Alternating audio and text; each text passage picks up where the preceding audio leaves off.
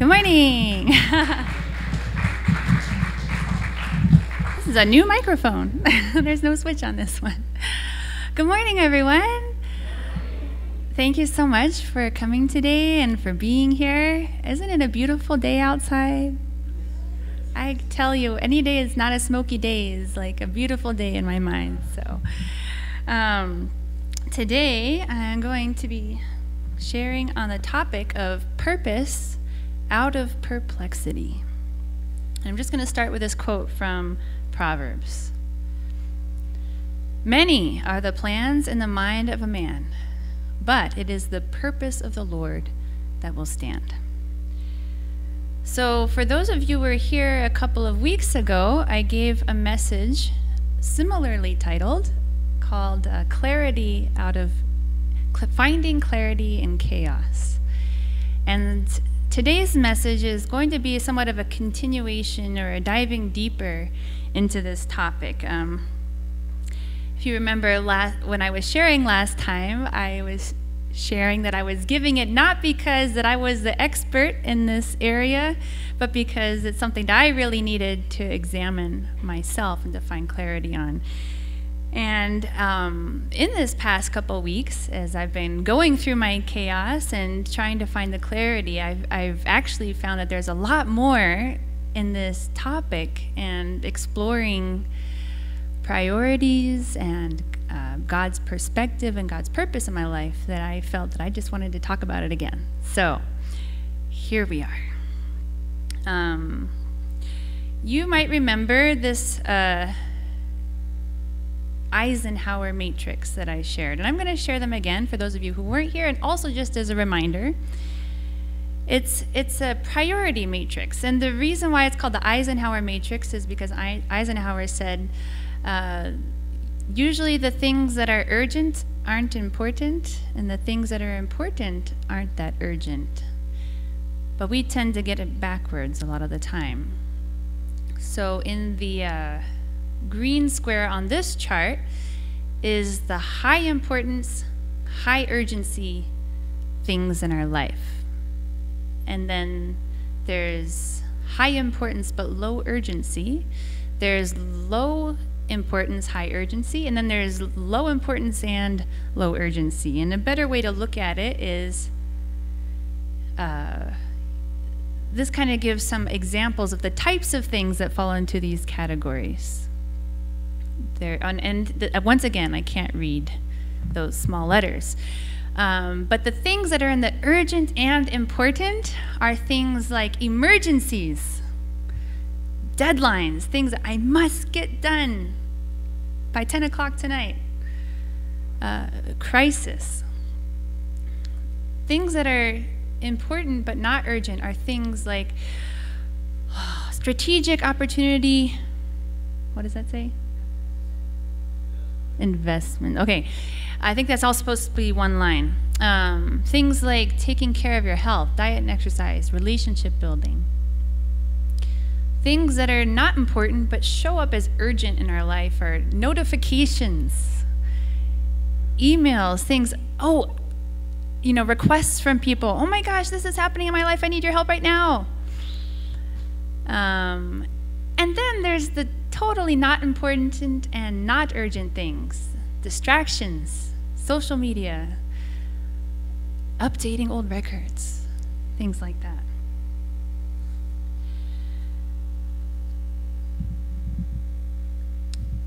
And my conclusion from my last time was that, well, first of all, we don't want to be spending a lot of time in the not important and not urgent areas of our life. But actually, we don't want to be spending a lot of time in the important and urgent areas of our life either. These are drama-filled people. The people who live their life in this box are drama-filled people. Everything's an emergency. Everything's happening right now. It has to be dealt with right now. But actually, I found that it's very easy to spend all of our time in these two boxes. I know for myself that when I've got a really crazy day, I've got deadlines to fill, I finally get it all done, I find myself saying this phrase a lot, I just need to sit down and do nothing after that. I just need to sit down and do nothing. And so I move from this crisis emergency box to the absolutely no purpose, no value, no urgency box of just watching TV or scrolling on my phone or something like that. And these two boxes actually feed each other, because the more time we spend doing things that aren't important, don't have value, and aren't urgent, we're actually using up time that we could be spending on valuable, important things that are planning for our life, investing for our future, creating good relationships so that we can avoid spending time in the crisis, like putting out fires box. But we tend to, it's like they feed each other. The more time we spend doing things that aren't important, the more we put off things that we should be doing, and then those things become emergency, urgent things, and then we get so burnt out by those things, we feel like we have to do nothing for a while. So, okay, but my point of sharing that last week was that in order to really know how to prioritize our life, know that we're spending time on the valuable things, the most important things of our life, we have to take God's perspective on our life. Because even with this handy tool, there are so many things that go on in our life, and it's overwhelming, even if we were to classify them all, to know how should I really be spending my days, how should I be spending my energy, how should I be spending my time and my money. The area where we really want to be spending our time, energy, and money is the important but not urgent box. This is the box that I see as the creative space. This is where I'm creating my future. The planting seeds, creating what my life will look like, and thereby preventing lots of these emergencies and difficulties that arise.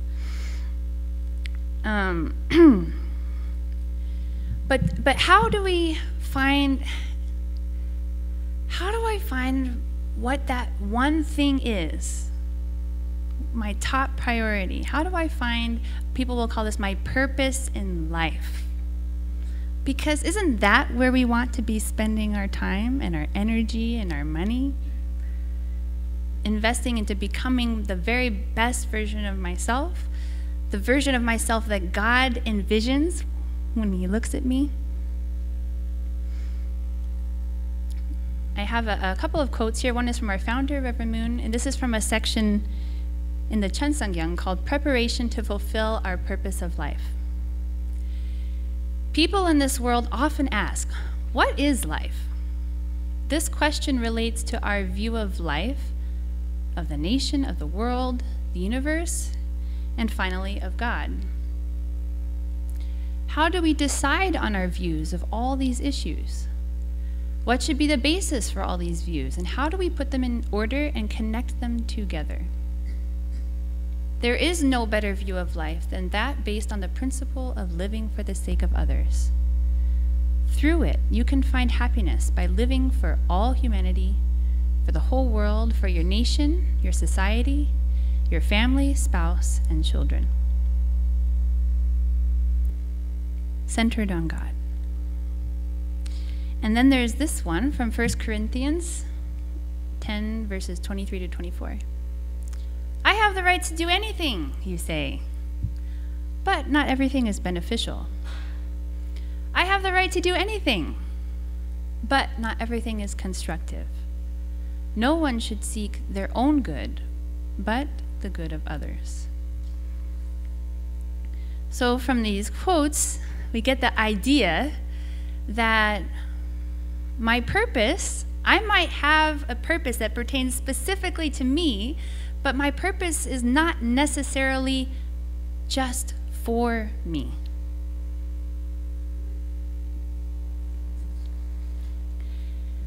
In the divine principle, there's a point that's expressed that demonstrates that each human being is it's called an individual embodiment of truth, which means that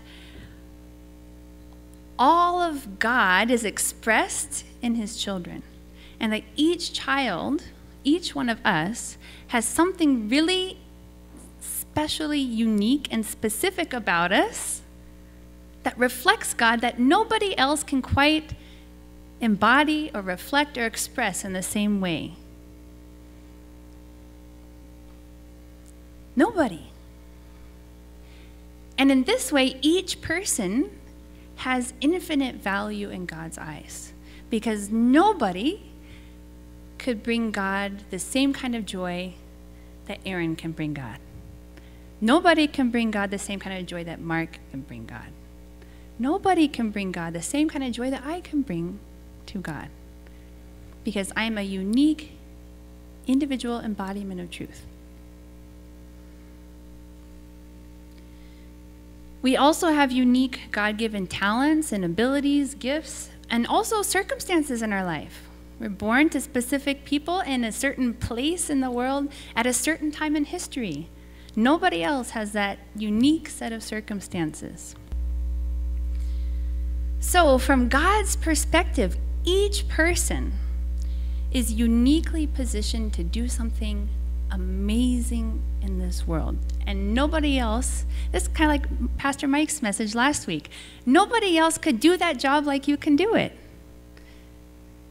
And God calls us not just to be a face in the crowd, right? God didn't create his children to become like little clones or little machines or little robots or like bystanders.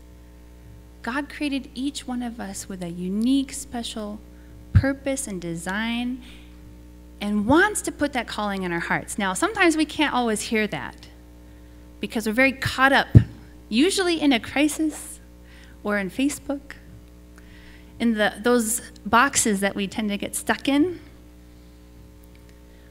But when we're spending time in the important box, the truly important box that's not necessarily urgent, then that's when we can start to discover what God's calling is on my life and in my heart.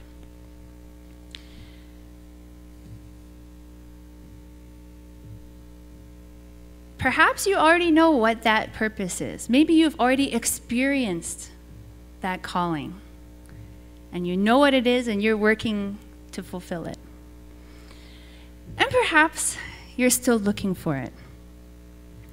Either way, we can only find our calling or fulfill it when we're spending time in this important box, not urgent box. We won't find it when we're scrolling on Facebook, and we won't fulfill it by just reacting to circumstances that are happening to us. So I guess the question is, how can I limit or cut down the time and energy I'm spending in these two completely opposite but correlated boxes so that I can focus on the truly important things? And as I mentioned, they feed each other. So if you spend less time in one, you'll find yourself having to spend less time in the other one. Maybe it's by cutting out a TV show that we tend to binge watch, or taking off a few apps from your phone that tend to just, I know for myself, I still get, even though I've been thinking about this the last couple of weeks, I still get so distracted. This morning, I was, again, preparing for my message, and this thought popped into my head. Oh my gosh, I didn't order my Misfits groceries this week. And if I don't order them today, then I'm gonna not get groceries this week, which happened to me 2 weeks ago. So I gotta do it now. And so, laptop goes aside, and I completely lost track of everything I was putting down and preparing for today. And I was like, I gotta get my order in. But this happens to us all the time. Something pops up, I'm like, oh my gosh, I gotta take care of that. Oh look, somebody commented on my post. What did they say? What did they think about me? I got to respond in a way that makes sure that I heard them and I understood them.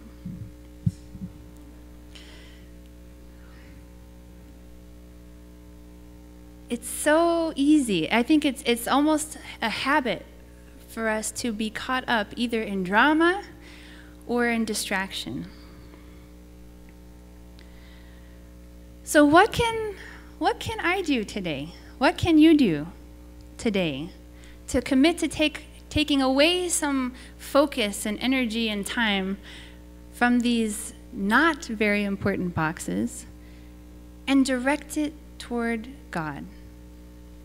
Direct it toward the most important things in my life. If I committed to taking off social media apps from my phone, I guarantee you I will have more time to consider the important things in life. You know what else I've discovered? I've found that sometimes if I'm feeling bored or uncomfortable, my first, it's not even a thought, it's just a habit, is to reach for my phone and see what new notifications I have. But what if instead of grabbing my phone and I was a little bit bored or I felt a little bit uncomfortable, I asked myself, why am I bored? Or what could I do with my time now? Or what's making me uncomfortable? Is it that I'm with people that I don't know and I don't feel like talking to them? Is there something in me that doesn't feel confident or worthy? Many times our habits and distractions are actually so that we can avoid feeling uncomfortable about ourselves.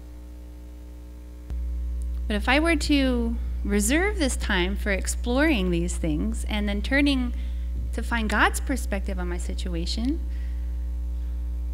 it would naturally lead me to prayer or to meditation or to reading.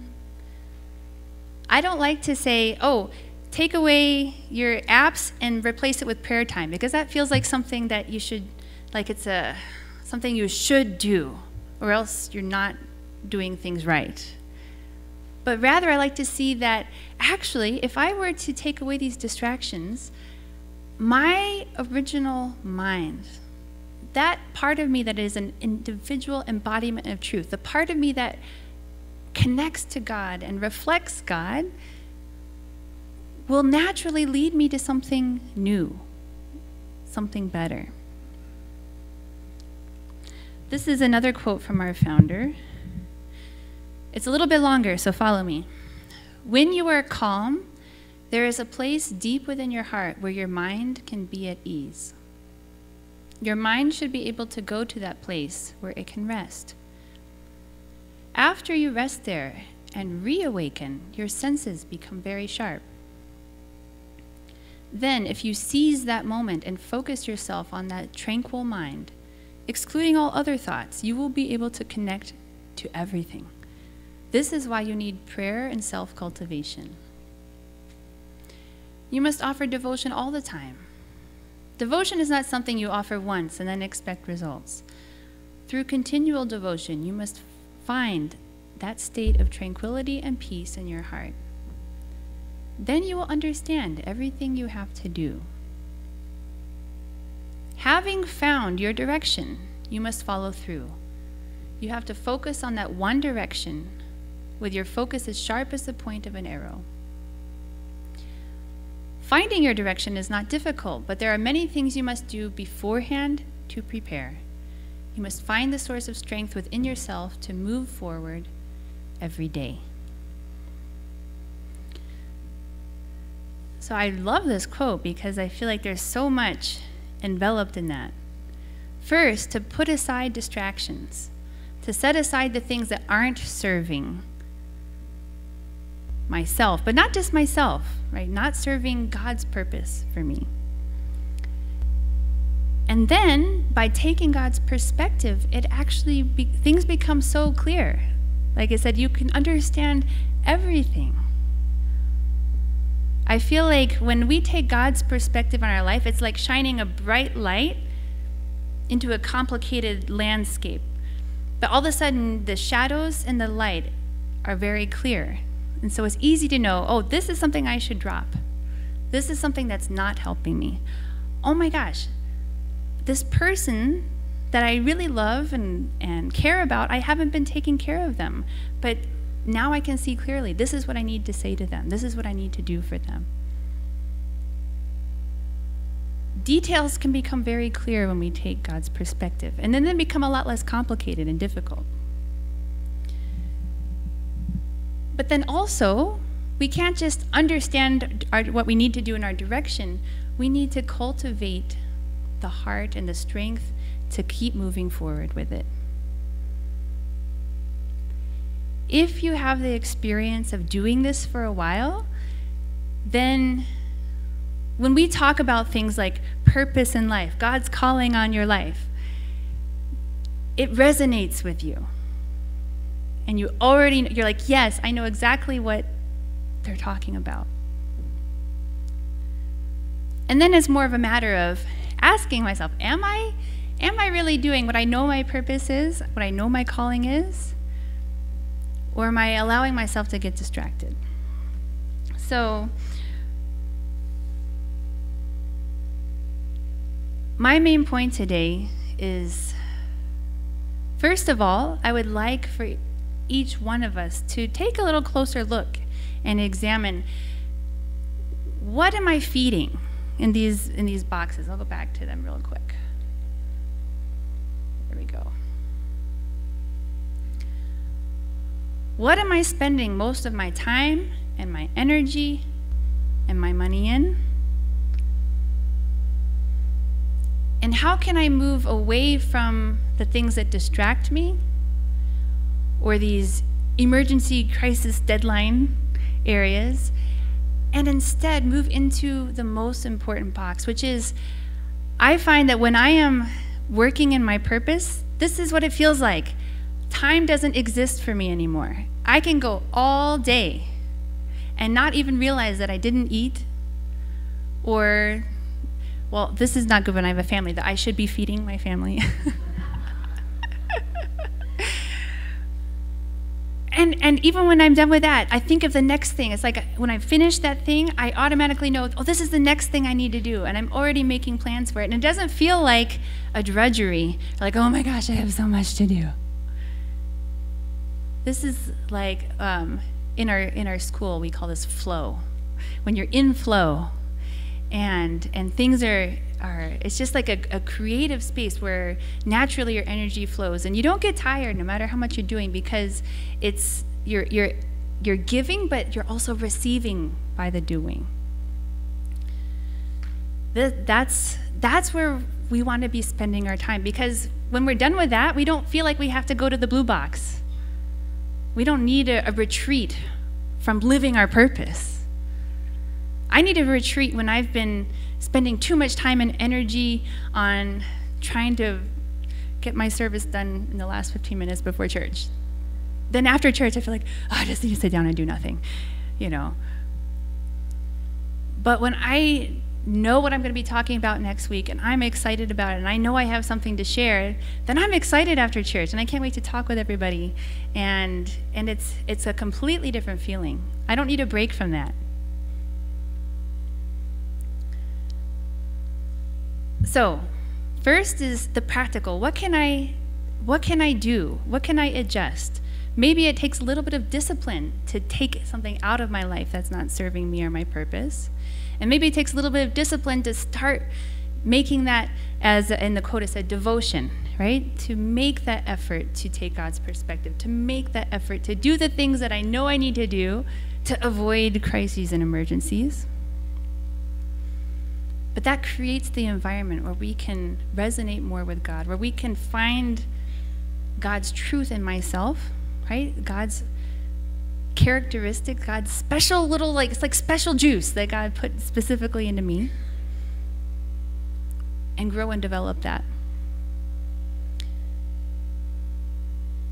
And through that, to find what is God's real calling for my life? What is God's purpose for me? Nobody here was created like as an afterthought. Nobody here was created like, oh, this person's going to be really important.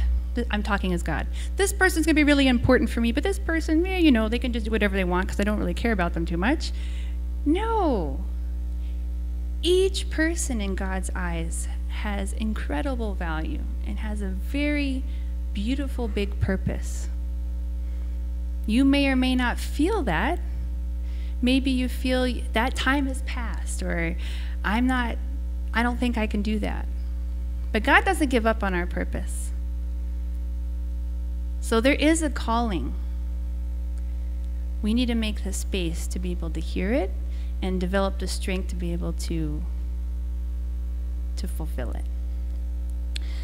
So please join me in prayer. Heavenly Parent, good morning. Thank you so much for a beautiful day and for being with us this morning. Really grateful for each person here. Pray you can be in their lives. And for those who aren't here as well, Heavenly Parent, I know that you are still working in their life and working to open up new opportunities for each person. I pray that we can resonate with the words that you speak to us, resonate with the love that you give to us through the people in our life, and that we can have the courage to step forward when you call us forward, Heavenly Parent. We just want to give this Sunday to you, this week to you, but not just as a day that we attend church and then we go home, but instead a new day in our life where we don't look back, but we instead create something new as we go forward. Thank you so much for always being with us, having the patience with us as we figure out our lives and as we stumble over difficulties sometimes, but we know you're encouraging us and always lighting our path. Heavenly Parent, we want to offer this message to you in this Sunday, and I pray this in my name, Michael and Adonia Hendrick, the Blessed Angel family. Amen and adieu. Okay, thank you so much, everyone.